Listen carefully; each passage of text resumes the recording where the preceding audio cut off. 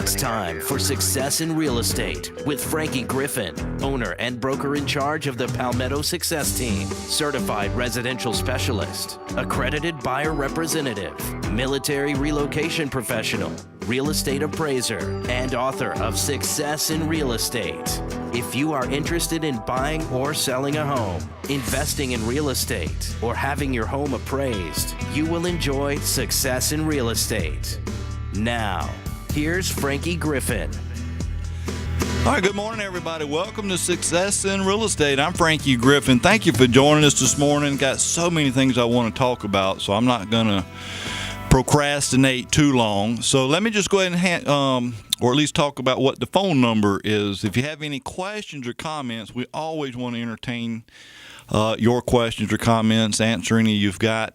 But the number is 799-8255. Again, 799-8255, or TALK if you can't remember the 8255. Love to hear from you. Answer any questions you have. I've got several things that I really just sort of want to make sure that I touch on today, because we're seeing a lot of activity right now in the real estate market. So if you're thinking about selling your home, I certainly would not put this off too much longer, because we're going to soon be in the peak selling season, traditionally anyway, in the Midlands of South Carolina. So now's the time to get that home on the market. And a couple things that I was looking at a little bit earlier in the week that I think that could be very helpful in trying to get your house sold faster and for more money. And that's probably one of the top questions I get. What are some of the things I can do, or you think I should do, Frankie, that would give me the best return on that investment? And we've all heard kitchens and bathrooms are always seeming to be the number one go-to answer there. And there's a reason for it. That's people expect to have nice-looking, updated kitchens and bathrooms. And I wanted to just talk just for a couple of minutes here on at least the kitchen, on updating or even in some cases remodeling the kitchen. Because there are some things you can do for very little money. Now, obviously, we're talking about things that you can do or might want to do on your own. Now, if you start having to pay contractors to come in, then obviously that's going to affect the price considerably. But some things you can do yourself, the obvious one is just paint. Fresh paint looks very good. Now, it is a little bit time-consuming if you're going to do it right. And in fact, if you're not going to do it right, then I suggest don't do it at all. But you may need to go in there and do some sanding, especially around the cabinets and things like that, because invariably we're cooking in there. Grease, oily substances, sometimes film will get on these surfaces. And all that's got to be, it has to be removed. So you may even have to get in and do some light sanding to make sure that it's all gone so the paint will stick. But that always looks really, really good, just to have a fresh paint job. You could replace some of the hardwood, like your cabinet door, the knobs and stuff, the hardwood on there. That really looks good, makes it kind of pop out there and grabs people's attention. You can also, if you have a table saw, now here we're having to get to things that require you to be somewhat of a handyman anyway, but if you got a table saw, you can actually go to Lowe's or Home Depot and places like this and pick up some trim or molding or things that you can actually install in the kitchen if it's not already there. Makes it look very, very good, again, if it's done right. Now, if you can't do it right, I might suggest you just don't do it. Now, some of us are not very good doing the handyman type stuff, so just be careful about some of that. We don't want to make the thing worse. We're trying to make it better. There's also the backsplash seems to always be a big thing. I know Jerry looks at that when Jerry Bilton's taking photos. The backsplash, you can put up a really nice, attractive backsplash or install one. They're fairly inexpensive to do that. Again, if you do it yourself, there's all kind of types. But it needs to go with the kitchen. Don't go grab something that's really bright, looks real pretty, but nothing else in the kitchen will go with it. So, but anyway, backsplashes look very good. and even replacing some sinks and or faucets. I think you'll find that can be a very big return on the investment. I actually did that myself in my kitchen here, certainly within the last year. So it's not that hard to install a sink. And it looks very good. You got a new sink. You don't have all the scratches and marks all over the sink. New faucets just really look good. They're still kind of tight. Doesn't have that jiggly feel to it. Again, these are just little things, but buyers pay a lot of attention to this kind of stuff because, if they grab the faucet or go to turn it on and it's kind of loose or jiggly a little bit, it indicates a lot of, or in their mind, potentially a lot of wear and tear, not just on that faucet, but then they start thinking, well, the whole house has got a lot of wear and tear. So the next thing you know, you get an offer and you're not very pleased or happy with that offer. So those are some of the things you can do, and I think you can probably do just about all of that stuff yourself for under $500. And I think if you can do that for around $500 or less, that's going to be a very large return on your investment because buyers are going to eat that up and they're really going to like it. Now, one other thing I will just throw out there, some things to look at. Now, some people don't really like this. I have been accused of being frugal in some cases, but to me it makes sense. But you could even find some very nice appliances if you feel like you need to replace any of the appliances in the kitchen for a very reasonable amount. Again, probably still under $500. But when I'm out there looking for the refrigerator, the new stove or dishwasher, that kind of stuff, I want it brand new, but I'm looking for something where somebody's accidentally scratched it or maybe put a little small dent somewhere. See, I'm okay with that. I can live with that if you'll sell it to me for about half price. But go to what I call the scratch and dent sale and get you a really nice appliance. And a lot of times you'll be surprised wherever this scratch and dent is, you can't see it anyway. In most cases. So I think you can find some really good deals there. You just got to look around and ask the questions. Obviously, they want to say the full price item, so you got to hound them a little bit. But those are some things I might recommend to get your kitchen prepared for sale. They're really going to like that. Buyers will eat it up, and you'll see a very big, a very large return on the investment when that happens.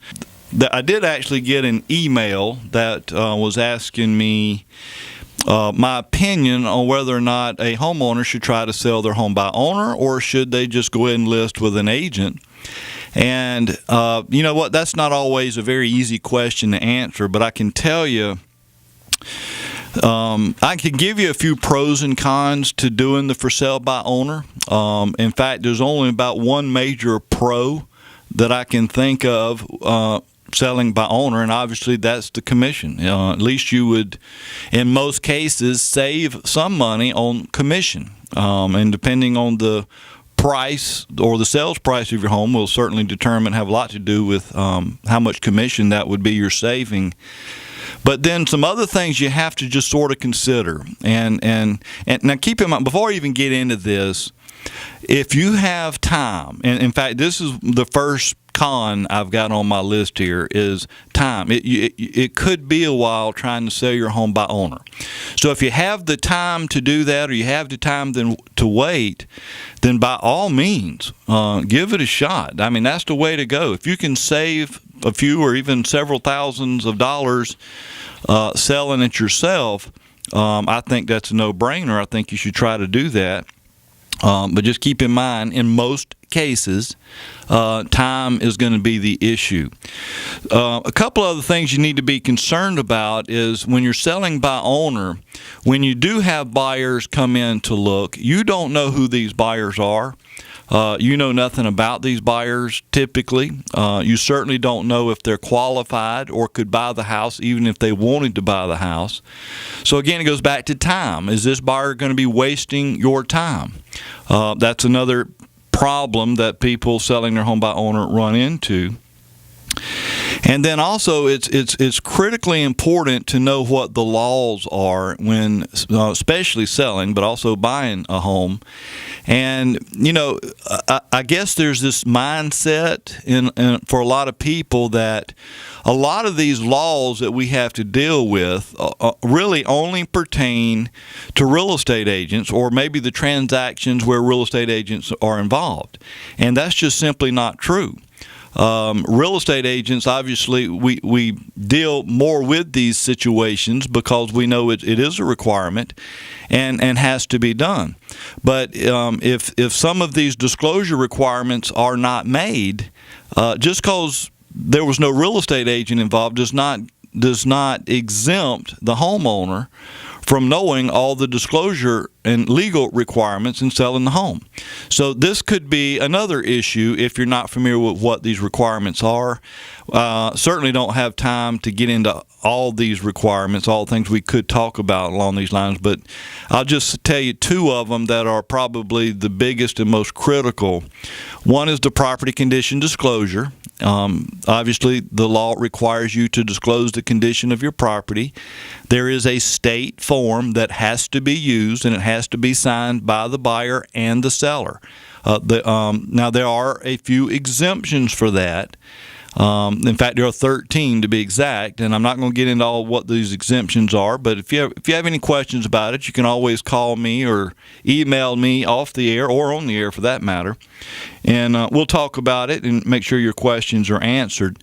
But then another very commonly missed disclosure is the lead-based paint disclosure form. It's a one-page document that does contain a couple of statements by the seller, some acknowledgments by the buyer, and then obviously has to be signed by the seller and the buyer. And I can tell you, just that lead-based paint disclosure, if that's not completed, and there's a problem should come out of this thing, or you get caught not completing it, there's a $10,000 fine, and that's just a fine, just by not completing this disclosure form. So we certainly want to make sure we get these things done. Again, I'm not going to go through all the disclosure and legal requirements, but again, just another con to trying to sell by owner. You do have an obligation to know what you're doing if you're going to do that. Let's see, I had a couple other things I wanted to touch on. And the last con, and I get this an awful lot. A lot of buyers are not comfortable calling or knocking on a door of someone selling their home by owner. They're just I don't know if maybe afraid might be a little bit too strong, but they're just uncomfortable trying to talk to somebody about a large purchase such as this, and it's somebody they don't know or know anything about. So most buyers are much more comfortable when working through real estate agents, because for all kind of reasons. But just going up and knocking on somebody's door just because it's for sale, it does leave somewhat of an uneasy feeling, and quite frankly, it should be. And if you're a buyer, you need to keep in mind, first of all, if you're going to do this, you never go alone to look at a house. And I never recommend you walk into somebody else's home that you don't know by yourself. And that includes real estate agents also. So, I mean, you just never know who's going to open that door when you go knock on it. So, and the way things are going today, in fact, I heard Kevin Cohen kind of ranting a little bit this morning about how people are just seems like sometimes we're going nuts in the world. But anyway, just got to be careful. Keep security always in mind. All right. Well, I got a couple. I wanted to bring Jerry Bilton on, but Jerry, I'm going to actually bring you on since I've only got a couple minutes left. I'm going to bring you on in this next segment. But in the meantime, another suggestion to get your house to pop. When I say house to pop, you know, when you're trying to sell your house and a buyer may be riding down the road or in front of your house, the terminology I like to use is that we want that house to pop. We want to make sure that a buyer doesn't just drive by and not pay any attention to it. We want to make sure the buyer does see it. And one way to do that is and a lot of people I don't think pay much attention to this, but get your driveway cleaned. Most people typically have a concrete driveway, and over a few months, especially a few years if it's been that long, a lot of dirt, grime, grit, tar and stuff like that gets all over your driveway. Let's get that thing pressure washed. Make it look good. Make it sparkle. It really appeals to buyers when they see that. And that's something my son is doing right now. He's got a pressure washing business. And right now, at least for this month, he is pressure washing the average driveway. I say average, about 75 feet long. He will come out and clean your driveway for $50. And should you decide you want to get your house pressure washed and cleaned, again for this month he's doing the whole house for $100, and that's up to 2,000 feet. Anything larger than that, oversized driveways, he can certainly give you a quote. Everybody he's done so far has just rant and raved, very pleased with what he's done. But it will make your house pop, especially that driveway. Just looks so good. And here's his phone number. If you have something to write with, his name is Joseph Griffin, 422-9110, 422-9110. And if you missed it, I'll hopefully maybe in the last segment I'll give that number out again, or you can always contact me and I can give you his number there. And anytime you need to get in touch with me, if you need my phone number or email or whatever, just always go to my website, www.frankiegriffin.com. Again, frankiegriffin.com, and we will get you whatever information you need. Now, I wanted to bring my buddy Jerry Bilton on, if Jerry's got his microphone hooked up here, because Jerry, for those of you that may not already know that, Jerry, he videos the radio show every week and does such an incredible job with videoing and especially photography. He does a lot of real estate photography. In fact, that's what he does. He's a real estate photographer. If you want professional, really good-looking photos, you need to check him out. Give him a call. In fact, Jerry, we actually had a client that sold their house in Lexington here about a month or two ago that you actually took the pictures of, and they just could not quit talking about how impressed they were, just the photos of their house, how good they looked. I appreciate that. And you know, and you don't just go in there and start taking pictures. You go in and just make yourself at home because you're going to be there a little while. Pretty much so. I like to take a moment to walk through the house to get a feel for the property itself. Mm-hmm. If it has certain features that we definitely want to maybe accent in the pictures, this type of thing, make sure my angles are correct. My whole point in doing my work is to help sell that property. I want to make it look as good as we can make it look without making it look like something that it isn't, if you understand what I'm saying. Absolutely. I don't want to misrepresent the property at all, but we want to make sure. And there are things that you can do to prepare for me coming in and taking the pictures. Well, I can tell you, it does an awesome job, and these same clients actually bought their new home yesterday. And while we were at the closing table, they were still talking about your photography. Super. And how impressed they were. But you got some rather exciting news for us coming up. What you got going on now? I really do. I'm pretty excited about this. This is a different take than the type of photography that I do. But I have a partner, Randy Jones, and a lot of folks that are out there that have used Randy before, business people as well. He and I have partnered up to form kind of a new company. Eagle Photography will still be in business. Don't get me wrong on that. But this is just something in an addition to. And what we've done is that we are offering Columbia the first and only fully equipped rental photography studio. If there are other photographers out there who are amateurs or even professionals but do not have maybe the money to for the actually have and the equipment, because we have a fully equipped studio here. In fact, we got one 38-foot shooting bay with a green back screen so that if someone is wanting to do video work, such as myself, we will be doing that. And then we have several 15-foot bays. We have a dressing area. If someone is doing a wedding, a photographer needs to take pictures of the bride or whatever, we have all that available. We do have available makeup artists as well. And there'll be other things that you can use the studio for. We can convert it into an area where if someone is having a wedding and needs an area for a reception, it's a small, we could take up maybe to 25 people or 30 people.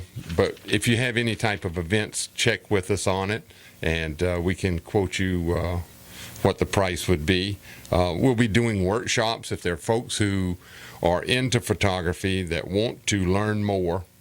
I'll be teaching a course. My partner will be teaching a course. We have several professionals coming in to teach other areas of photography. So we're pretty excited about this because it's a new, well, it's not necessarily a new concept, but it's new to Columbia in the sense that they've not had anything like this before. You can go to our website that we have. It still needs some tweaking, but it's there, and that is www.photostudio3p.com. The grand opening will be next Saturday, which is May 17th from 2 until 6 o'clock. We'd like to invite everyone to come by, drop by, just say hello, and get an opportunity to see our and facility. What's the address again? Where is the it? address is at 6030 St. Andrews Road, Suite K.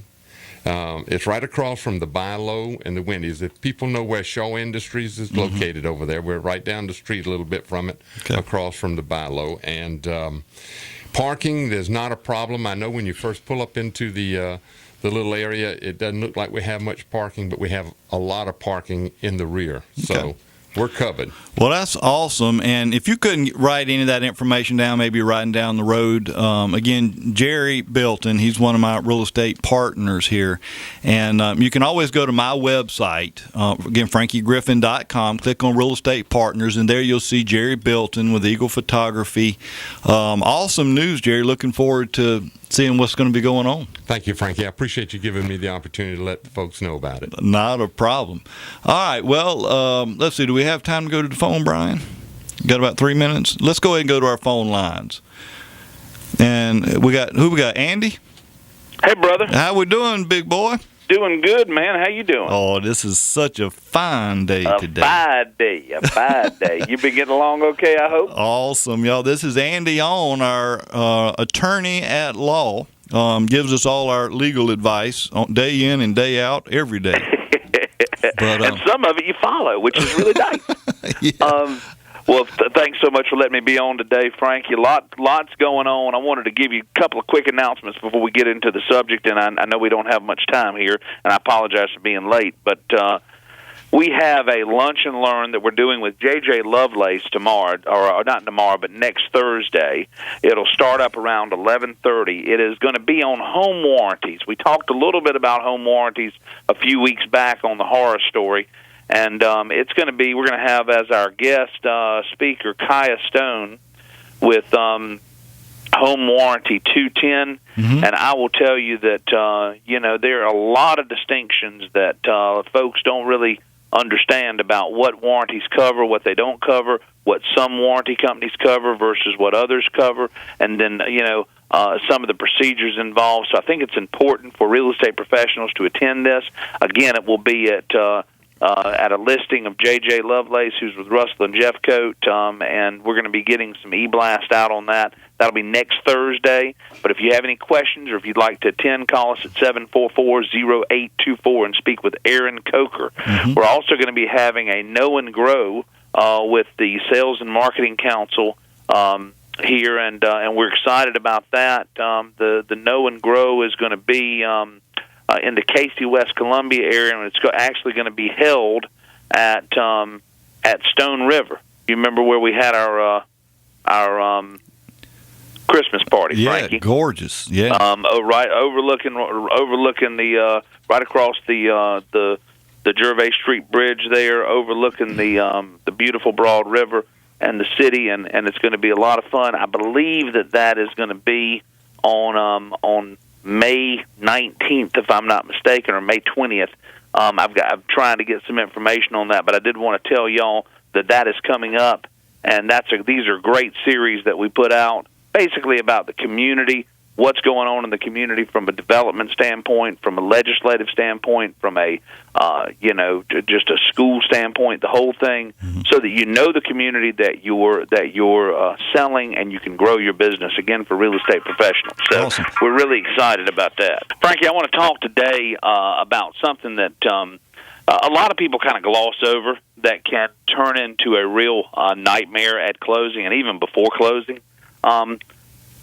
A lot of folks will buy investment property in LLCs. Okay, An LLC is essentially a corporate structure. It's a corporate entity, like an S corp. Okay, which is when you see a corporation that has Inc. after it, that's typically an S corporation. Okay, or like a professional association. For instance, Anna McKay is a professional association. That is a corporate structure. There's a big, a big push, and there's a lot of, I reckon, media out there that promotes LLCs and promotes different corporate structures to limit liability. And in a lot of ways, that's true if corporate formalities are being followed. But the problem is particularly with real estate investors out there. Real estate investors will form a corporation, will form an LLC, and purchase a piece of property, but then oftentimes they're using personal funds, and kind of commingling personal funds with the LLC, which really destroys the separate kind of individuality of the LLC under the law, and can oftentimes expose you to liability, individually for something that may take place in an investment property that's owned by your LLC. Okay? Yeah, interesting. So the corporate formalities have to be met.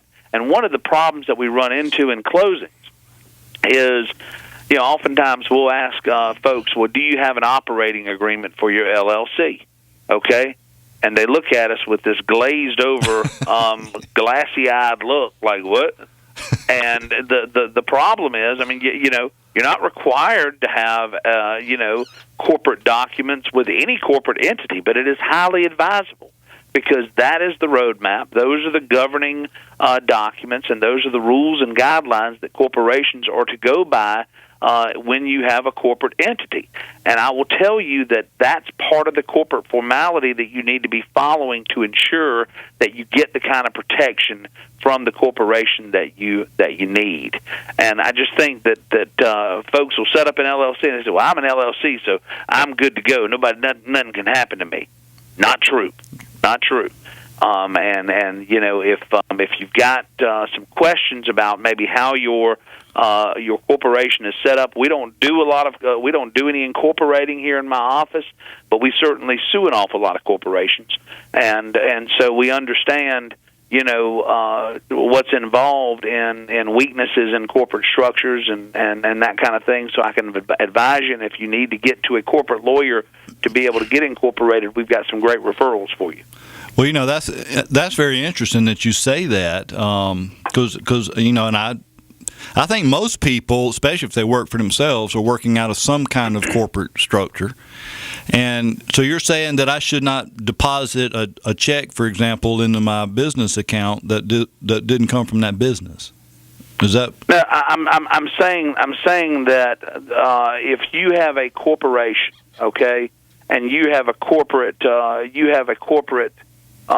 concern or a corporate issue that you need to make payment for, when you show a pattern, and by pattern I mean like an established pattern of commingling personal funds with corporate funds, or one corporation's funds with another corporation's funds. In other words, the bills of one corporation you're paying with the money from another corporation. Right. All of a sudden, you destroy the separateness or the individuality of each corporation, and you basically make them one and the same.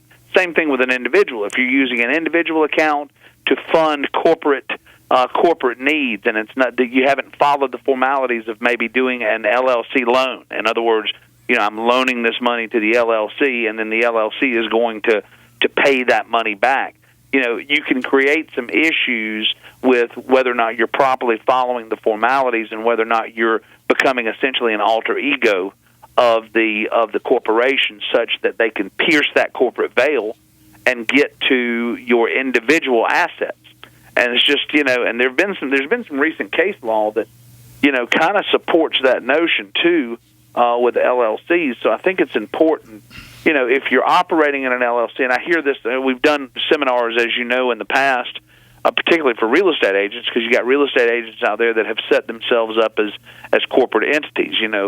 Frankie Griffin LLC or Griffin Properties LLC, and they're they oftentimes find that they're doing business as Griffin Properties LLC or On Properties LLC, but they're funding everything individually, and that's a concern. So, well, Andy, we got about a minute or so left, but I did have another question. Yep. If I've been doing something like what you're talking about, can I go back and fix that problem now? Well, I think that if you've been doing something like that, there are ways that corporate attorneys can advise you to maybe go back and establish some guideline for either repayment or establish a loan for monies that were previously spent on those situations. And I'm really, from my standpoint, I want to highlight the issue, but I think I need to get you to a corporate attorney to try to fix issues that may have already been done. You know what I'm saying? Oh yeah. But I do think that these are important issues, particularly if you're operating as an LLC or corporate structure, to make sure you keep that individuality of that corporation, and make sure you get an operating agreement. Get your corporate docs together. Good stuff, Andy. In fact, last week, really good stuff. I had a individual tell me this past week that they heard you talking about the preparing the deed properly to keep it out of probate in some cases. Yep. Anyway, it caused him. He had to get in touch with his attorney to get his deed straight as a result of that. Good. Well, I'm glad he got that done. But we've got about 15 seconds, Andy. How can we get in touch with you, brother? Give us a call at 744-0824. We look forward to seeing y'all at the Lunch and Learn next Thursday, and then the Know and Grow, which I think is going to be on May 20th. Frankie. Okay. And I'll get some information on your site on that, okay? Appreciate it. Have a good one, buddy. Yeah, man. Thank you. All righty. All right, thank you for listening. Our time is up, but I hope you have a great and safe weekend. You've been listening to Success in Real Estate. I am Frankie Griffin on The Point.